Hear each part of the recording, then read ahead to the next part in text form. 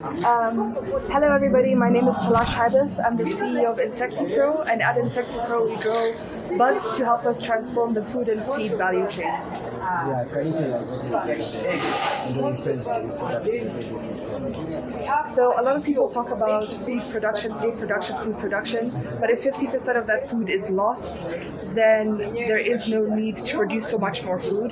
As one of the speakers earlier mentioned, the amount of food that we throw away in Africa would actually feed the entire African population. So that made me very, very passionate about food loss and food waste and what we can do to transform this waste into usable products. And now you are passionate about food.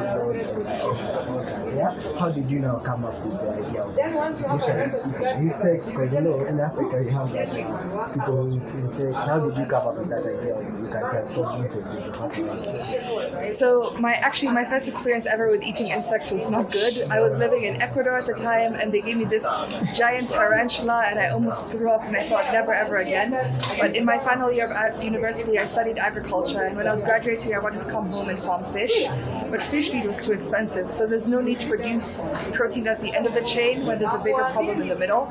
And then I just looked at what are potential alternatives. I'm from the school of Google and YouTube, and then I learned about insects. And then insects are exciting because they can replace fish meal and soy in animal feed, but their poop is also extremely good fertilizer, and that's what we've been testing out the last few years. How can we replace synthetic fertilizer with something that's actually good for the planet?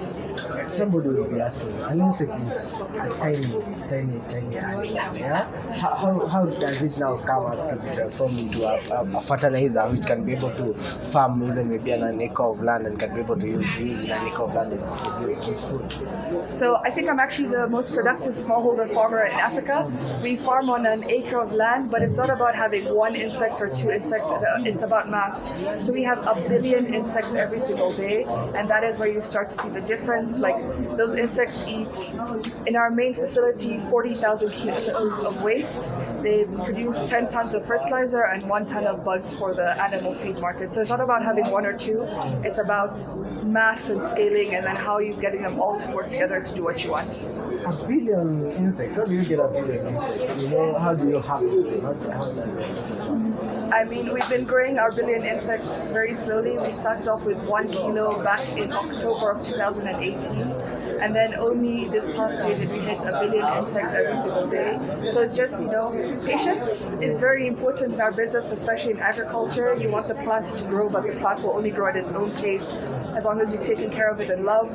So we have the black soldier fly. It will lay an egg, we'll hatch the egg, and then incubate the egg in waste. And then after 10 days only, they've grown to 100 times their size. And then they have enough poop for us to collect, and then we can just have a shaking machine to separate the insects from their poop, package the poop as fertilizer, and send the insects out to animal feed millers. So does that mean that you have to get insect harvest or insect farm to utilize insect fertilizer? No, not at all. All of our clients for fertilizer are just people who have maize, sorghum, French beans, tomatoes.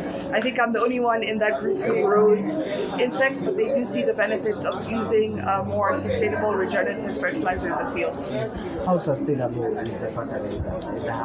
What benefits does it give? So we've been working a lot in Meru and Bomet on our fertilizer programs, and what we've seen is that, first of all, higher yields, which is what a farmer is always looking for. With French beans, we got 22% more.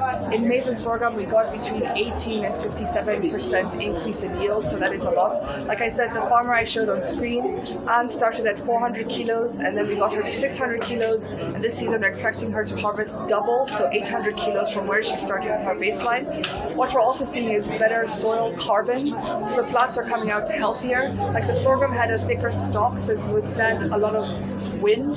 There's better water retention, so even though it didn't rain as much, the plants still grew, they were healthy. The sorghum was greener, which is a good thing. I don't know that much about sorghum. The tomatoes, this was really cool. So we did a trial in Meru where the guy planted with DAP on this side and then with insect fertilizer on this side.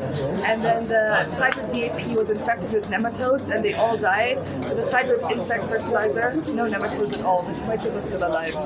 Yeah. And how sustainable is it now? You have done this for how long now?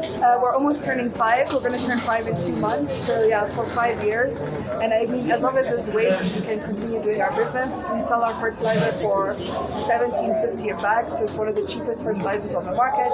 We send our agricultural extension officers out into the field to also help the farmer learn more like regenerative agricultural practices, because it's not just about the product, it's also about the practice that the farmer is doing. So we think we're very sustainable. I mean, Nairobi does 6,000 metric tons of waste.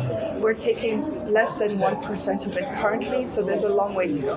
How are the reception from farmers? How are they taking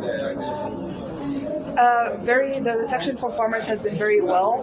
They have taken the fertilizers really well. I think once you put down demonstrations and you show that the product works, you build trust with the farmers, and then they're very happy to use it. Are there specific insects that maybe you use when you're generating these particular fertilizers? Maybe a particular type of insect? We only use the black soldier fly. It's the fastest converter of waste into usable fertilizer and protein. Yeah. Thank you so much. Why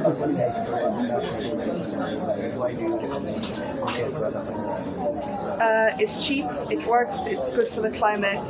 Our fertilizer is also increasing yields, but also more message I want to send is to tell the youth, don't be afraid of farming. Right now I don't look like a farmer. Farming has evolved from you're showing in the field with a djembe to now it's like science, innovation and technology all working together to produce food. Thank you so much. Thank you. Thank you.